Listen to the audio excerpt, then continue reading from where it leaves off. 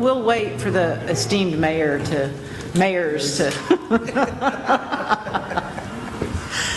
All right, welcome everyone to the first 2023 CAMPO meeting. We'll call the meeting to order at 2:05. We do have a quorum, if y'all will note the roll. Do we have anyone signed up for public comments? Okay, that's a no. So there's no need for an executive session. And item number 4, we did not have a TAC meeting, so I don't believe that there is an update on item number 4. So we will move on to item number 5, discuss and take appropriate actions on the November minutes. Is there a motion? So moved. All right, Mayor Morgan, second by Councilmember Matea. All right, any discussion? All in favor? Aye. Any opposed? All right, motion passes unanimously. Item number 6, discuss and take appropriate action on authorizing the executive director to begin negotiations on the audit services contract. Hello, Teresa Hernandez, CAMPO staff. On November 21st, 2022, CAMPO issued a request for qualifications to request new services for the audit. Staff emailed the solicitation to over 80 accounting firms and posted it on several websites, including CAMPO's website. The submittals were due on December 8th, 2020, or December 9th, 2022, and the following proposals were received from CLA and Montemayor Britton Bender PC. The proposals were independently reviewed and scored by the evaluation team, 3 CAMPO staff and 3 of Williamson County. Williamson County is CAMPO's fiscal agent. Williamson County, well, the proposals we received were scored and ranked. Montemayor was number 1 with the score of 96, and CLA came in with the score of 88. Next slide, please. So staff is requesting that the Transportation Policy Board authorize the CAMPO Executive Director to begin negotiation of the contracts, the audit services contract with the top-ranked firm. And I'll take any questions. I'd move approval of the recommendation. Okay, motion by Judge Oakley, second by Commissioner Howard. Any discussion? All in favor? Aye. Any opposed? All right, motion passes unanimously. And I apologize, I am going to jump down to announcements, and I wanted to take this opportunity, since we did not get to do this in November, to recognize Commissioner Jones, who I see has come to join us today, for his years of service on CAMPO and to the region. Would you like to come up here? Do I have a choice? No. You came all this way.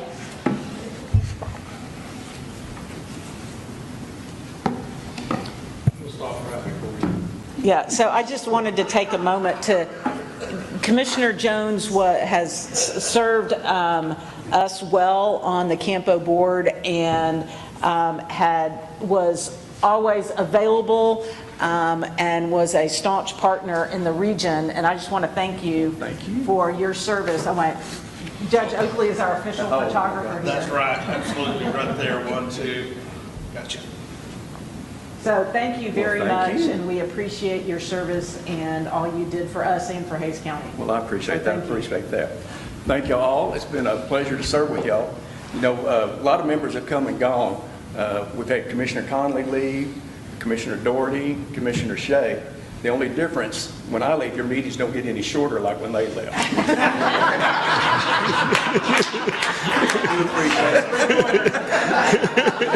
It has been a pleasure. I want to thank Ashby and his staff. Y'all brought me along. I want to thank you and Commissioner Beckett for taking me under your wing when I started out. I did learn one thing, though, out of all the things I learned.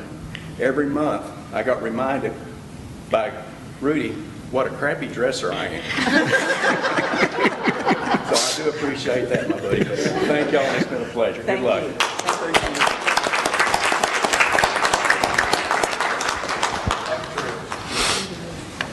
And I don't think I have seen Councilmember Kitchen come. All right, so we will make sure she gets that. All right, so back to the agenda. We voted on that, right? Yeah. Yeah, item number 6. So, yeah, okay, so we're on to item number 7, and I will turn that over to Mr. Collins. Thank you, Chair Long. So item 7, we're here to discuss and take some action on the carbon reduction program.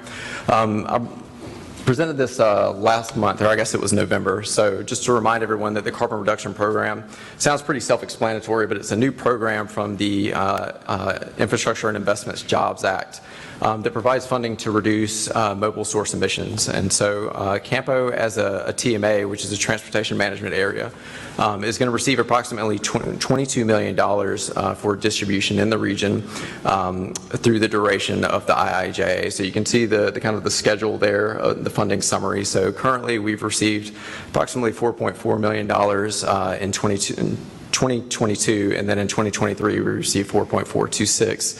And so we're going to receive funding for this program all the way through 2026. Now this is a new formula program, so this may continue on in the next iterations of the transportation bill that Congress passes. So we expect this to continue not just for the through 2026, but in next iterations of the transportation bill. So a couple of important things about the program that I want to point out. It does have a 4-year obligation limitation, which kind of plays into this request that we're going to make today. There's also a 20% local match requirement, so the federal funding will provide 80% of a total project cost. Local governments and sponsors have to provide 20% in the local match. And then really what comes down to this request today is that there's a requirement for an adopted carbon reduction strategy in order to access these funds. That requirement does kick in on November 15th, 2023, which is what we're here today requesting is funding to develop those carbon reduction strategies. So I do want to talk briefly about what we're looking to do. And I'll talk about the funding request in the next slide, but we are requesting funding to develop a regional carbon reduction plan, and so one that we think is going to reflect the 6-county region specifically, and also provide an effective program that really, as you look at the funding amount, $22 million in the grand scheme of things isn't isn't a lot of funding, so we want to make sure that we're being really strategic in how we spend this funding, and so we want to develop a plan that's really going to look at these eligible activities that you see on your left and really analyze the effectiveness of these eligible activities and really provide a roadmap for this policy board to make funding allocations to specific projects.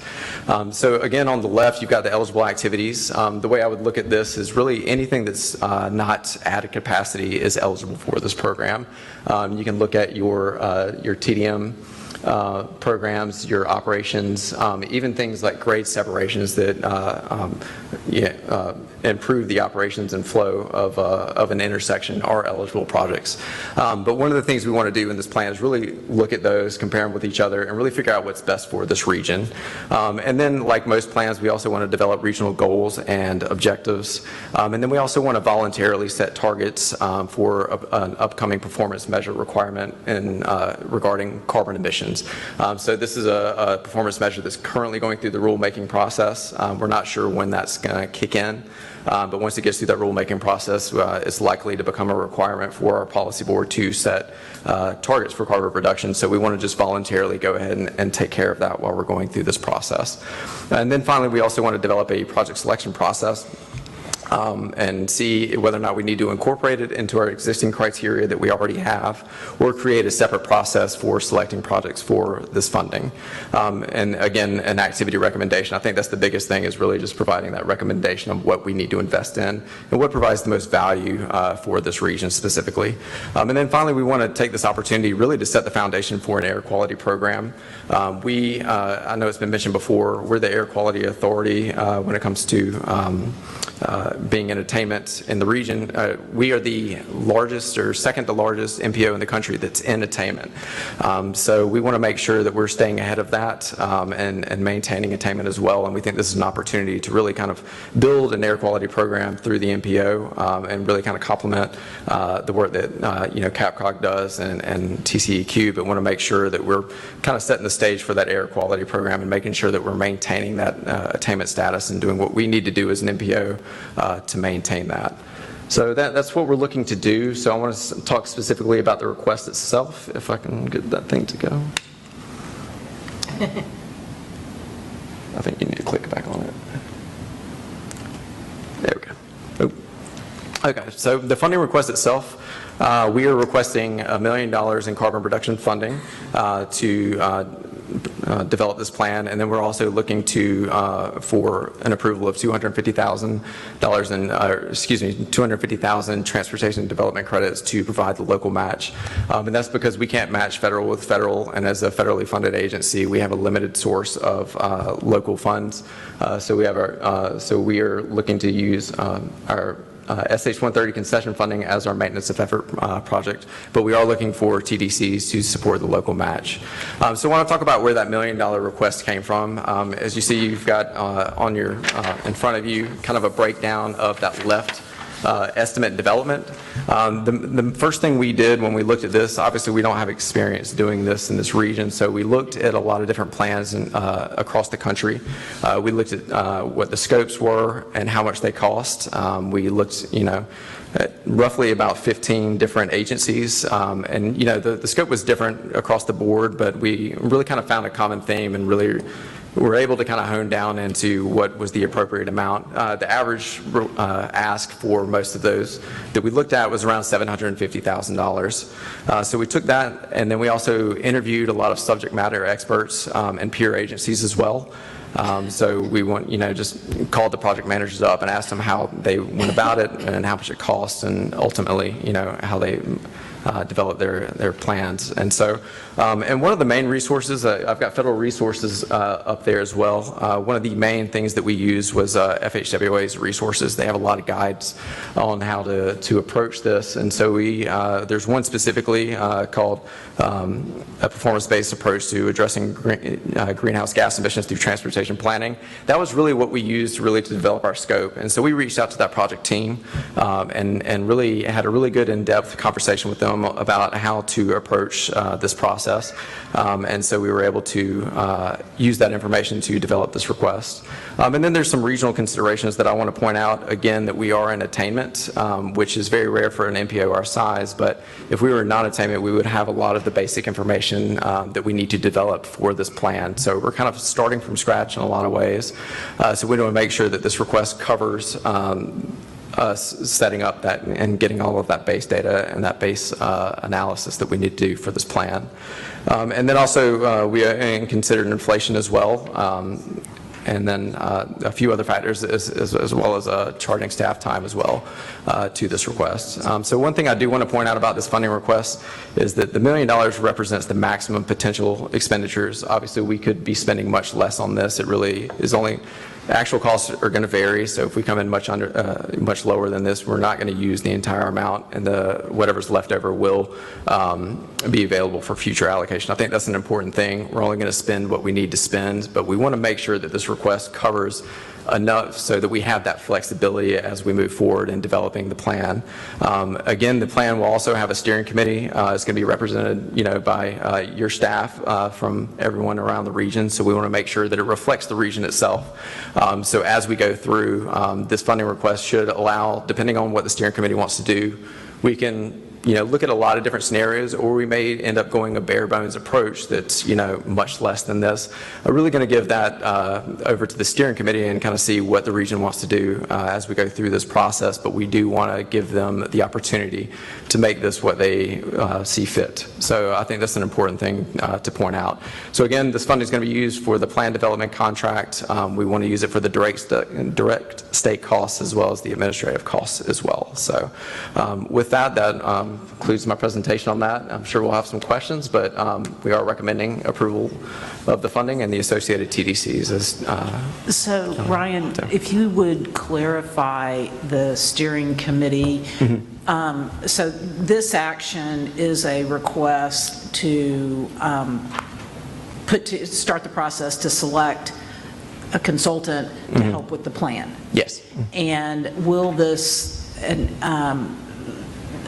there's lots of interest from, different folks on the board, and I'm assuming that that steering committee will come from the TAC or be a subset of the TAC, but I think there's probably interest in the board seeing that again before it goes out to ensure that it meets the priorities of the board as well, which we don't always do, but I think in this instance there's enough interest that we would see that again before it gets issued, should this get approved today.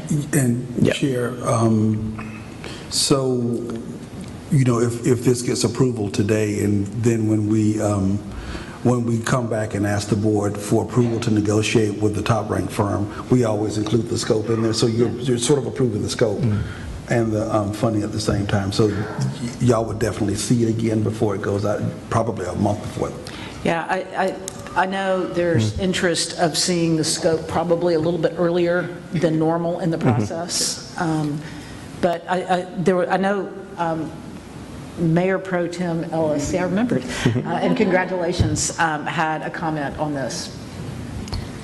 Thank you, Chair. We did have some questions just about the scoping and ultimately, what kind of cost might come back out of this. I know that we all want to make sure we're not doing double duty and doing the same work twice, and so I was prepared to ask for a postponement just so we could better understand exactly what we wanted the RFP to look like, and I'm not sure if the body sees that as appropriate in this regard, but I know that I've been asked to see if we can get a postponement just so we can understand it a little better and the financial implications given the other planning that is happening either at the City of Austin or perhaps at the state level.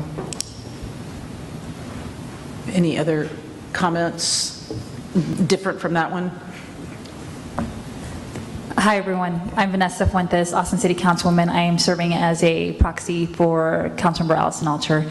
My question was for staff, and I do support a postponement. I just wanted to get clarification on whether or not this plan is a requirement to receive funding from the Biden infrastructure law. Yeah, Partisan. absolutely. So that's a good question. So when you look at so we're acting on behalf of the state. If you look at the regulations, it's a state requirement. But there are a couple of things there. We are an extension of the state as a TMA in regards to the way it was written. So there has to be a plan in place after November 15th, regardless if it comes from the state or us. And so in this case, we had a lot of internal discussions, and there are a couple of things that I want to point out is that right now the state doesn't have a carbon reduction strategy or an adopted one.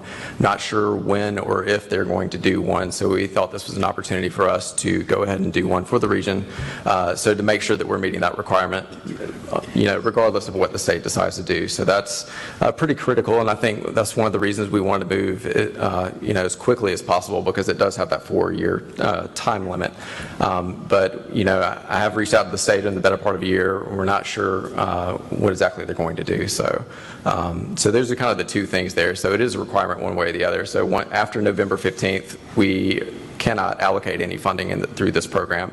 But I do want to point out that until then, we do the funding that is in our account now. It's about roughly $8 million. We can allocate that today if we wanted to. So that money is available up until the 15th, but after that, that's kind of that barrier there. So that's the main reason. So we want to just ensure that we are meeting that requirement, regardless of what else is happening. So, Councilmember Fuentes, let me clarify a little bit. So, when Mr. Collins said, he had been reaching out to the state for the balance of the year, he meant last year. So we've been talking to TxDOT and trying to get a sense of when we might see a carbon reduction program from them. They have not responded. So we don't know. And then in addition to that, while the language may not clearly say it's our responsibility, if we hit the deadline and the money will expire, the state doesn't have that same penalty. They don't lose their money, but we do if we don't have something in place. So this is a fail-safe on our part to make sure that we've got something in place and this money can get allocated without us losing money. Commissioner Terrio. Thank you. Either Ashby or Ryan. Could you elaborate a bit on that, Ashby,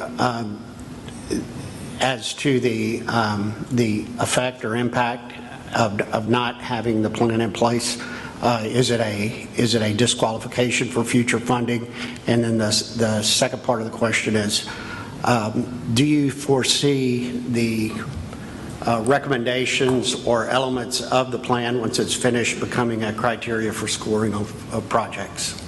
So for the first part, the first question, if either we as the MPO or the state does not have a plan in place by the November 2023 deadline, then this body cannot allocate funding.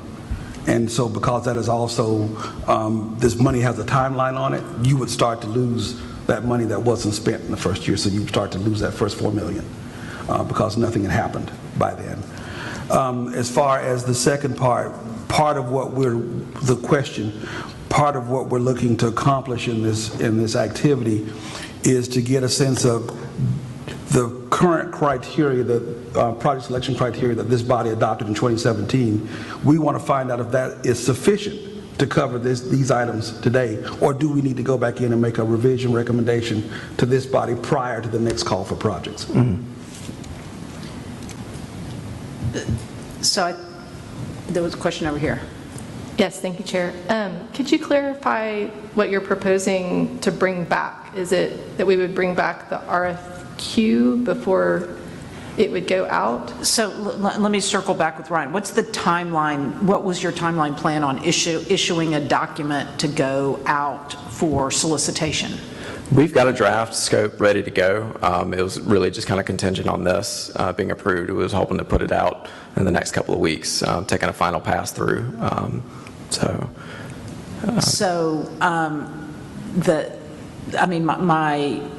My thought was the policy board could see that document prior to it going out. That sounds like it might be another week delay if we wait and approve that at the February meeting. And has TAC seen that scope? I haven't seen the scope itself.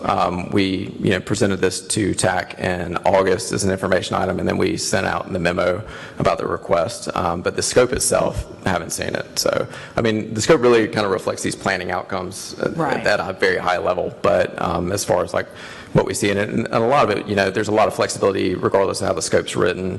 When we get into it, that steering committee is going to have the biggest say on how this really develops over time. But, there's some base things in there that are included, but yeah. Well, I think for a consultant to be, as a former consultant, for them to be able to bid on it, they need to have a sense of what it is they're proposing on. Yeah, absolutely. And so if there are some things on that either the TAC or this policy board think, now we don't want to do that, or yes, we want to do this, I think that would be important. Okay. But because it's a fairly large sum of money over time, that my concern is we can't go past that meeting because to get a consultant on board quickly enough to be able to perform that work by that November deadline is pretty short. Councilmember. Yeah, Madam Chair, I was Bueller. It's the opposite. Bueller. Okay. See, that would have been an Aggie thing to do, not a Longhorn thing to do. It's been a long, long season to be a Longhorn this year, though, and a Dallas Cowboys fan. We'll discuss that later.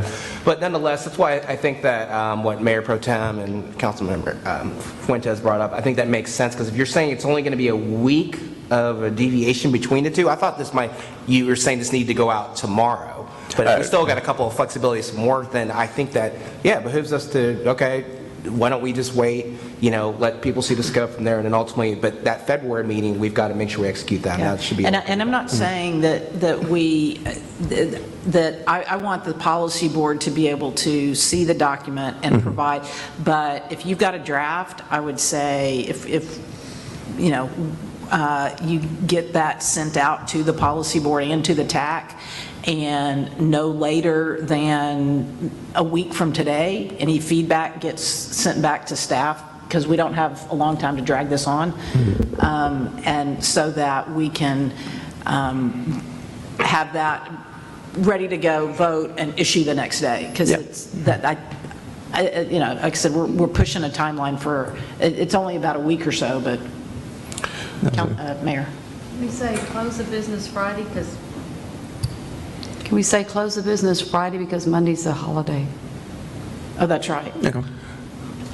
Madam Chair, my thought is, I think, consistent with both of the last statements, and that is, you know, I have no problem approving it as long as there's the contingency that we will see the project plan and have an opportunity to look at the measures that are in place and make recommendations about things that are within our planning areas or within our staff capacity to address. I have no problem with that contingency, and I have no problem allowing it to go a little further to make sure that all of those things are in place. I think what is important is for us to be able to look at the entire recommendation and entire proposal and make any legitimate recommendations back to you, and things that we are aware of and can do to improve, and things that are necessary across the board for unanimous support. We want to make sure that this is something where we're all working together. Yeah, I mean, so if I understood you correctly, your motion would be to approve this action contingent upon staff sending out the document and a final approval, if you will, at the next meeting. Okay. Is that a fair? That's a motion. Okay. Is there a second to that motion? I'll second. Okay, thank you. And I want to point out that this, again, this is this body's plan. I mean, the scope is for you, and you know, as a regional plan, it's going to have y'all's approvals all over it, and eventually it has to be approved by the policy board. So I wanted to reflect what you want in there as well. So, I mean, to your point, just want to make sure that, I mean, everybody's going to have a voice through the steering committee and through presentations here as well. It's a regional plan. It's going to get rolled into the 2050 plan as well. I wanted to point that out, that it'll support our 2050 planning activities as well. So, so I just, I mean, we can certainly absolutely bring back the scope as you're talking about. And as a reminder, this is the scope for the solicitation for a consultant. It's not the plan, and it's not that level of the weeds. This is the very high-level scope. And we can, and to your question, Mayor, we can have that out no later than probably Wednesday. Yeah. Chair, I've seen a lot of plans lately that seem to just sort of scratch the surface, and then you have to have the phase 2 plan to get you anywhere near, you know, implementation or what you're actually trying to do. And so, you know, my reaction is I don't want another $1 million plan that looks so generic that then we have to have phase 2 before we can, you know, fund existing plans in the community or whatnot. So could you describe, or maybe we'll see it, I'm confused between what Jeff was saying and what the plan is now, but how detailed are we going to get in this plan to help us really move towards getting the money out? Yeah, that's a really good question, and I want to reiterate, I feel the exact same way. It needs to be an incredibly practical plan, and at the end of it, it's going to point to exactly what we need to be spending our funding on. So it's not just something that's going to sit on a shelf. It's not going to be high level. It's going to be very detailed on what we're spending our funding on. So it's really going to break down these estimates and pick out projects that, you know, align with these eligible activities and tell us this is what we need to be spending our funding on. So that's something I think that's just absolutely critical for this plan. It is going to lead directly into a project call for the rest of the funding and then any additional funds as well. So so we will absolutely be able to fund something and implement something immediately with the approval of it. So, you know, and that's where a lot of the $1 million estimate comes from, is we want to have that flexibility to go as detailed as we need to, because there are some approaches where we can do this for, you know, a couple $100,000, but it'll be so high level that you won't really have much to do with it. So that was one of the important things for us in developing this estimate, is that it gives, and especially the steering committee, exactly how detailed they want to get in there. So, but that's, you know, absolutely critical, I think, is that there's something we can implement immediately. So, and Commissioner, our practice as staff has been to try to give you as local governments something that you can act on immediately. When we do these studies, we like to build stuff, even though we don't get to build stuff. So if you look at what we did for Georgetown on Williams Drive, that was something that was implemented immediately. We're working with Georgetown again on Austin Avenue now. If you look at what we're doing for Caldwell County, that's going to result in something that can go to construction pretty much immediately. So that's been our track record, and that's the approach we will look to take on this as well. So in this, does the legislation allow, like right now, I know Travis County has a plan, the city of Austin has a plan, and CAMPO has $8 million in the bank. Does the legislation allow for CAMPO to award funding right now to existing eligible activities? Because the plans were drafted knowing the eligible activities. So my understanding, Commissioner, is that we have to have some sort of plan, or the state has to have a plan in place to talk about strategies. Otherwise, the money cannot be allocated. Is that correct? After November 15th. So But between now and November, we could take action as a body to award funds? yes. So if you wanted to right now, the money that we have available up until November 15th, if it's in our account, you can allocate it to any of these eligible activities. You know, we discussed that and we looked at the deferral list as well. We need to dig into that a little bit more to see if anything on the deferral list is eligible, because we know those are first up. So yeah, that's what we certainly need to look at that. And yeah, if the board wants to allocate that $8 million, I think we were looking at this plan to really kind of give us that roadmap on how to spend the funding. But if y'all want to, that's absolutely purview of the board. So. All right, so one more question down here. Thank you. For me, just knowing that there is that opportunity for us to consider awarding some of this funding to some of the strategies outlined in both our municipality, county, and I know CAMPO also has the TDM plan that also has some traffic demand strategies. There's that opportunity for us to provide that funding to existing strategies while we continue conversations with TxDOT to see whether or not the state will have their own plan. Because if the state intends to award funding, dedicate funding to their own plan, us doing also funding our plan, then that also is duplicate of our funds. So I wouldn't want CAMPO to also fund a plan and then the state fund a plan while we have this 11th month opportunity to allocate this funding to existing strategies. So I think just a postponement would give us a little bit more time to kind of figure out those details. And again, I don't think it's a postponement. I think it's just a week delay of bringing it back to this board. It's saying because as I heard it, postpone the vote, which is not what's on the floor right now. It's to go ahead and vote, but contingent on bringing the scope back for clarification at the next, or for a final vote at the next meeting. But staff could proceed forward with the other things in between.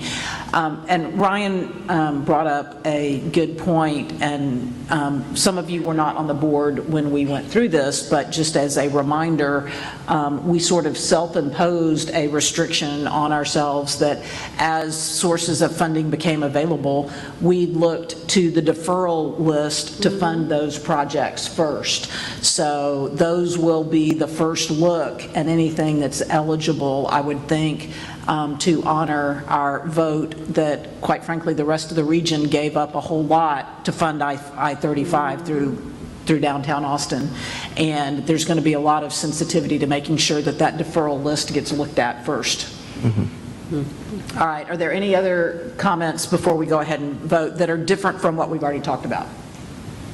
Mine's more of just a clarification on, so we would have a chance to review the information, the RFP essentially that would go out, and vote on approving that RFP in February? I think it's an RFQ, right? Yeah. Or is it? It's just an RFQ at this point? I think it's an RFP. RFP? Okay. RFP. Which one? Okay.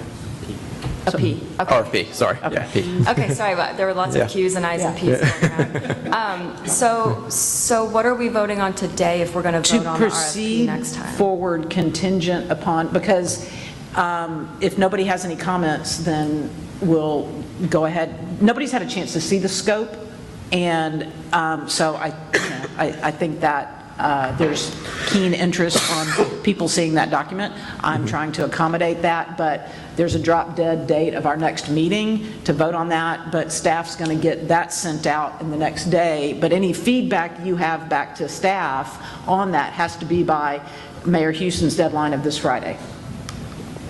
Isn't that what you said? No, that was to get it to us. Oh.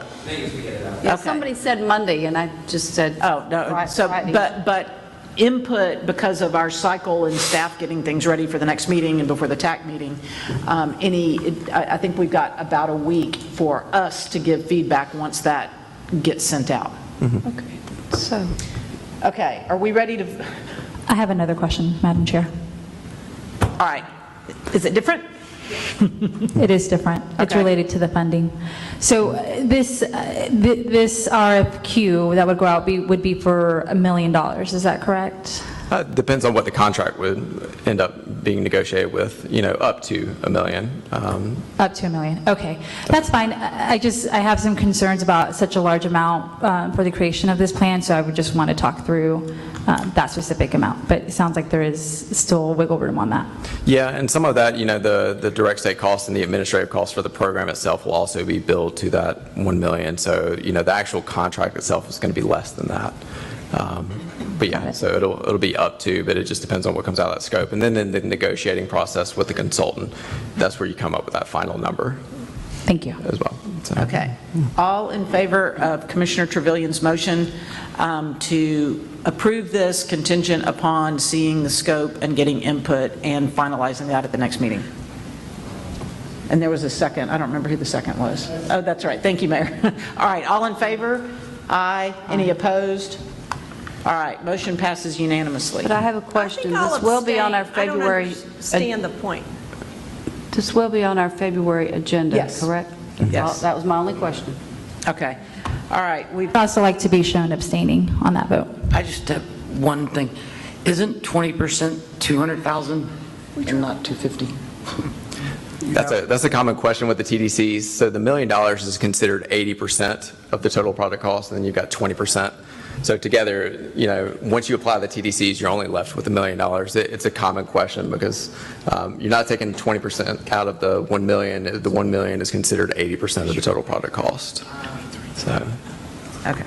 Chair, I'd also like to be shown as abstaining for the reasons that Commissioner Howard identified. Okay. So can we go through the abstentions again, make sure I got them? So it was you, Commissioner Howard, Councilmember Fuentes, and Mayor Pro Tem Ellis. Abstentions. All right. Commissioner Long. I'm sorry? Yes, Mayor. Chair Long, I'm sorry. Can I just ask one quick question, just to understand? So so we got for 2022 X amount of dollars. So if we don't get a plan, or the state doesn't get a plan, we don't qualify for the 2023 and on years either? Or is that an annual thing that has to be done by? So it's 2024 is when that year's funding will be kind of behind, but it's after that date, really. So any funding we have available up until that date, we can spend. But then once that date hits and we don't have a plan, we can't allocate until we do adopt that plan. So it's basically almost like a paywall, I guess. It just comes down until you hand the feds that plan. You can't allocate. So, but it'll still be there in our account. You just can't do anything with it. So. All right. Item number 8, we've already done. Item number 9, as you all know, both the office of Vice Chair and of Secretary of the Transportation Policy Board are now vacant due to the departure of Commissioner Jones and Councilmember Kitchen. And so this is midterm, so we will need to select a vice chair and a secretary to fill those unexpired terms. I'll recognize Mayor Schrader for a motion. Yes, Matt. Madam Chair, I'd like to nominate Councilman Mateo as vice chair and Commissioner Beckett as secretary. Second. Okay, there's a motion and a second by Judge Oakley. In the past, we've had a committee to do this, but I'm not sure that at this point we really need a committee unless we want to hash out Rudy's clothing. I just have a point of order. So this item is listed under information. And so I'm not sure that I'm understanding how we can take action. Well, it's under that general description, but the action item itself says discuss and take possible action. Okay, and so would there have been the opportunity for the public to have made comment on this item? Sure, because we take comments on every item. Despite the fact that it's listed under information? Would you allow for a motion for a quick recess so that I could conference, since I have a proxy vote on this issue that we were not anticipating that there would be action on?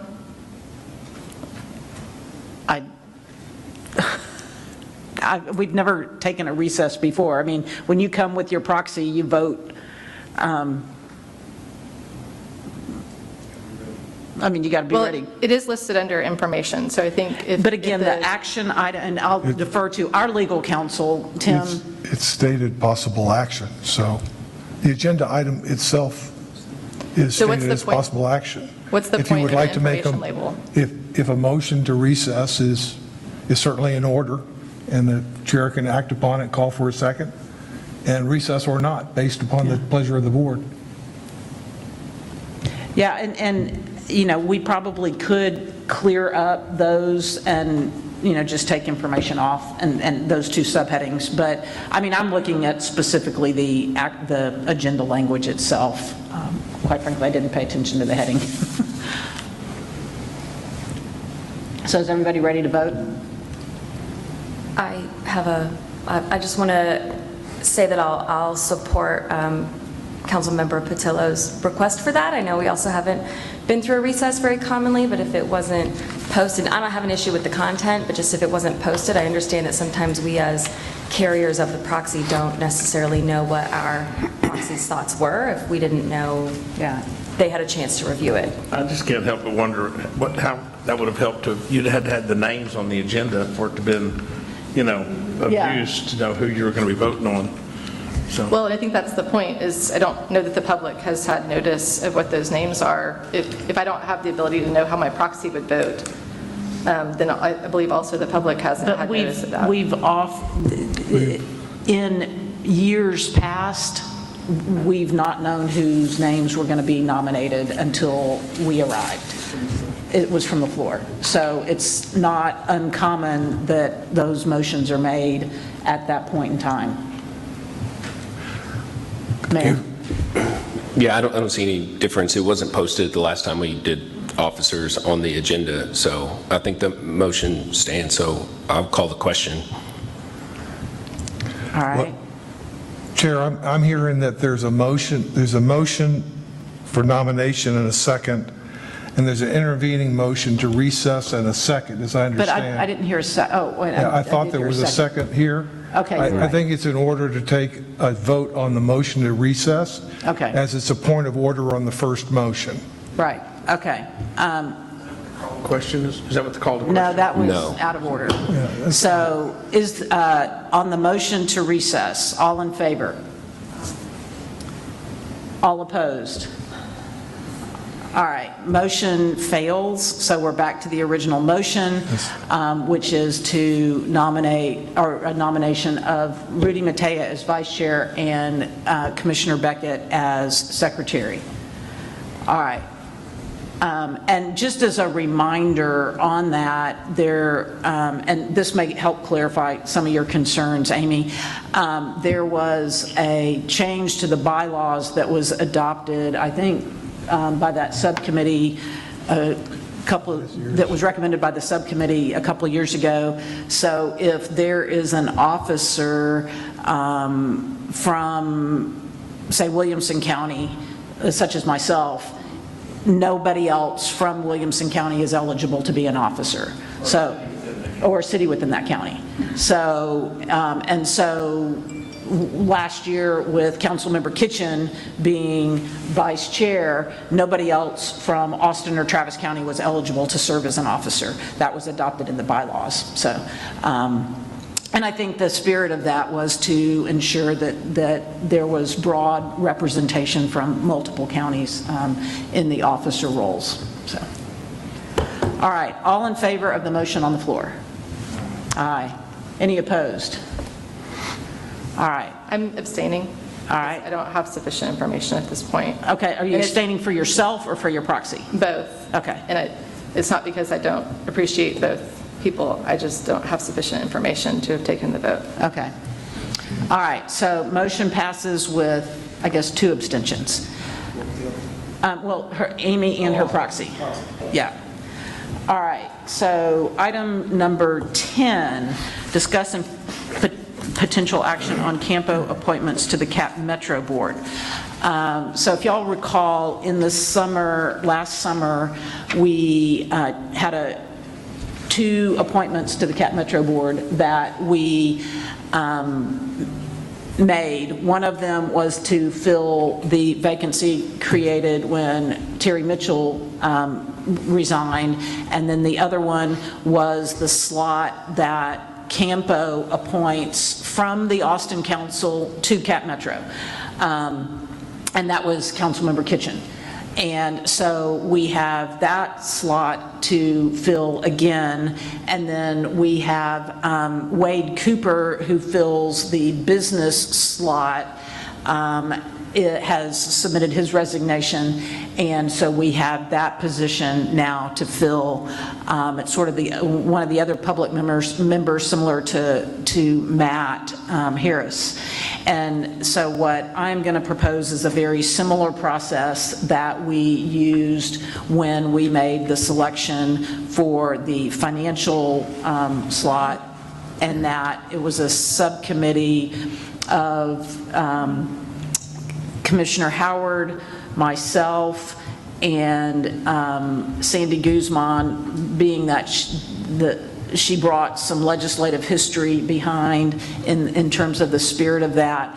And I'll ask Wade if he will participate that day in those interviews. And I think that process worked out really well. I don't know, Matt, you were on the receiving end of it. Did that work out okay? It worked fine.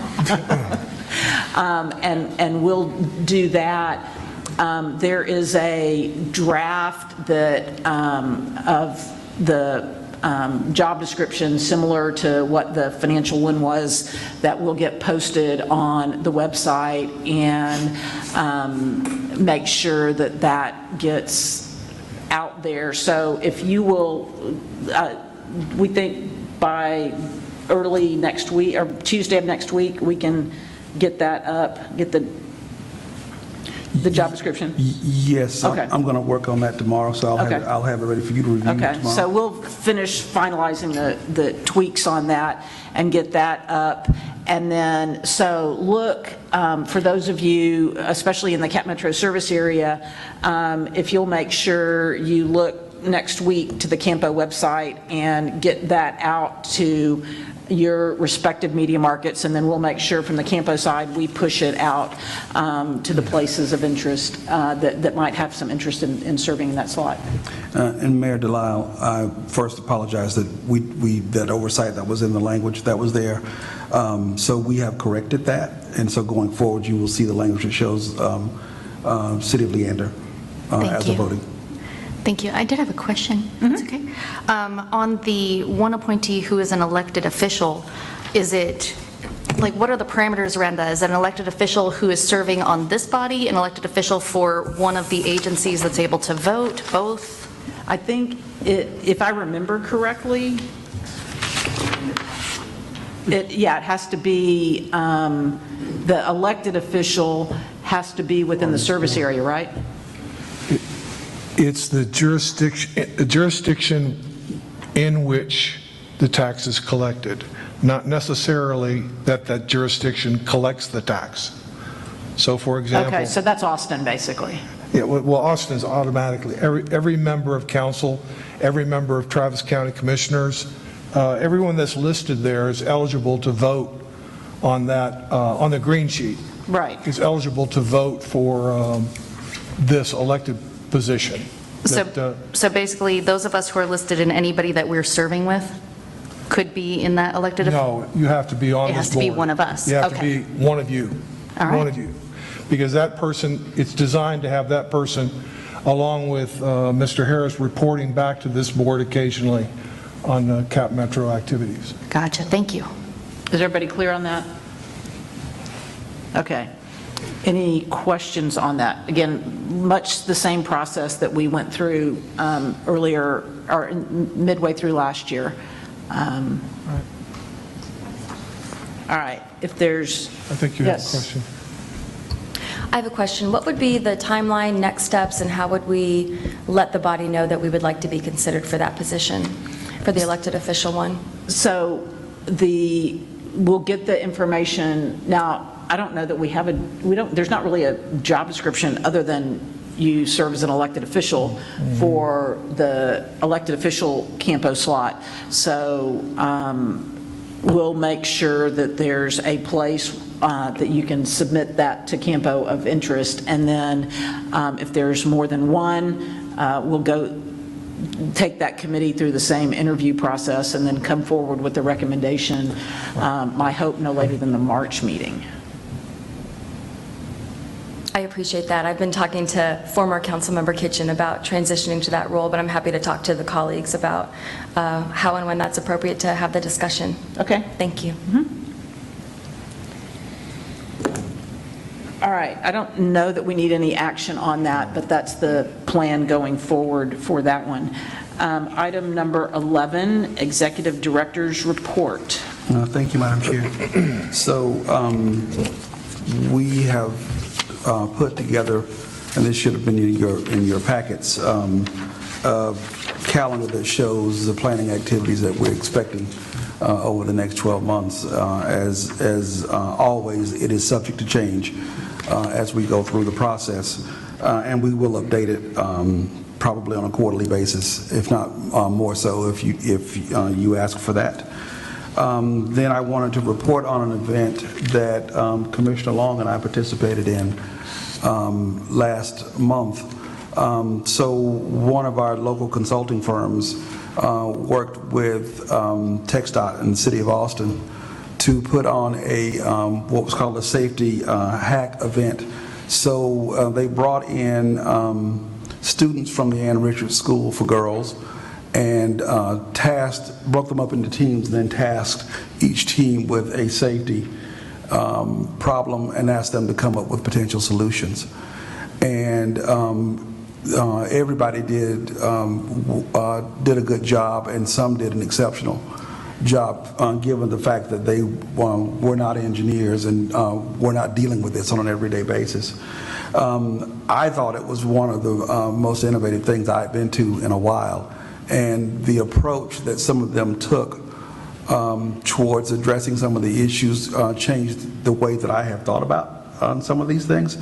So what I have asked my staff to do, in particular Doyce Myers, who's not here today, who's our outreach person, I want to work with our local governments to develop a safety campaign, and we would go back to the students that won the awards potentially and use them in the campaign effort and work through that. So I've had some initial conversations with folks. I've talked to Mr. Mendoza, City of Austin Public Works. I've talked to TxDOT, and we'll be reaching out to other members and asking about that. But we will draft up a campaign that y'all can see and that we would move forward on. Yeah, it was, I think most of the participants were seniors, and did anybody have any kids that participated in Destination Imagination when anybody heard of DI in schools? I mean, they basically were thrown a problem and said, help us solve this problem. And some of their ideas were just really, really innovative. And I was blown away by some of the ways that they were thinking. And you could clearly see some generational things too on how they approached things, but it really, it was a fun thing to participate in, and Commissioner Ryan and I believe... And Brandy Hendrickson. Brandy Hendrickson, one of the deputy executive directors of TxDOT, were the other judges. It was a fun afternoon. Yeah, so on autonomous vehicles, as folks in the industry, we have focused a lot of our attention on trying to figure out how to make the infrastructure be able to talk to the cars.